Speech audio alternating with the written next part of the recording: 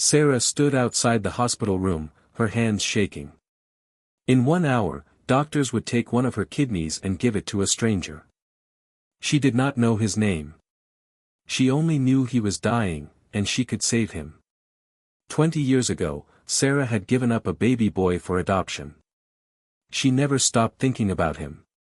Today, she was about to save a life. She had no idea it was the same life she had given up long ago. Sarah was 50 years old and worked as a nurse in Manchester.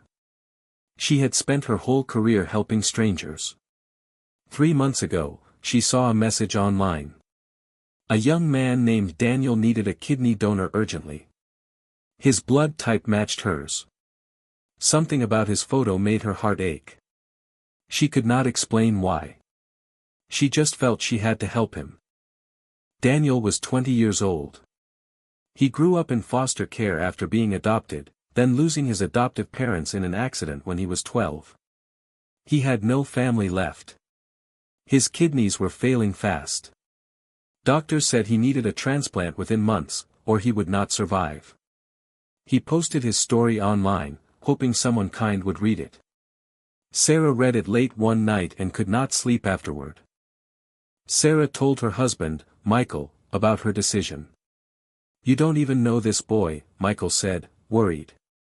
"I know," Sarah replied quietly, "but I feel like I already do." Michael saw the pain in her eyes. He knew about the son she had given up years ago, before they even met. He held her hand and said, "If your heart says yes, I will support you." The donation tests took weeks. Sarah met Daniel briefly before the surgery, in a small hospital waiting room. He was thin and tired, but his smile was warm and familiar. "Thank you for even considering this," Daniel said softly. "I don't have anyone else." Sarah felt a strange pull toward him, like meeting someone she already loved. She could not name the feeling, but it stayed with her all night. The night before surgery, Sarah could not sleep. She kept thinking about her son, wondering where he was now, if he was happy, if he was even alive.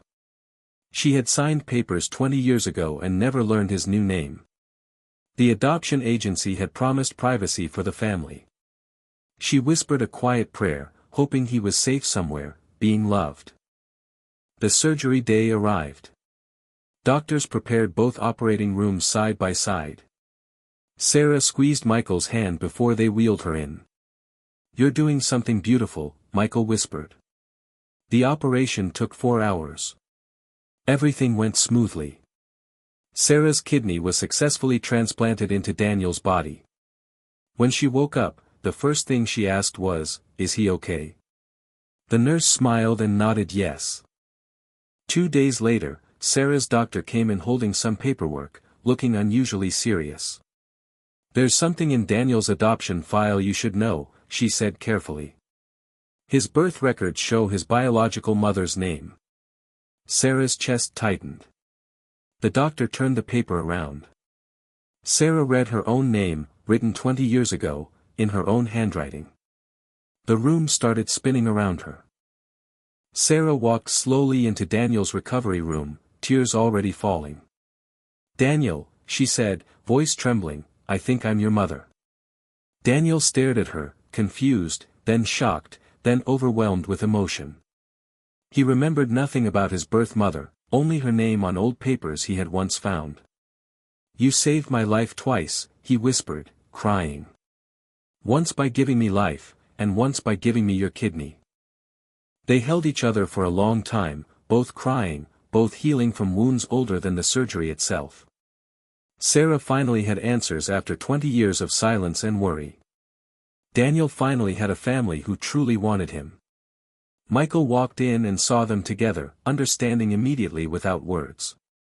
Months later, Daniel moved in with Sarah and Michael, building the family he never had. Sometimes the people we help are more connected to us than we ever imagine, and love finds its way home, even after 20 years apart.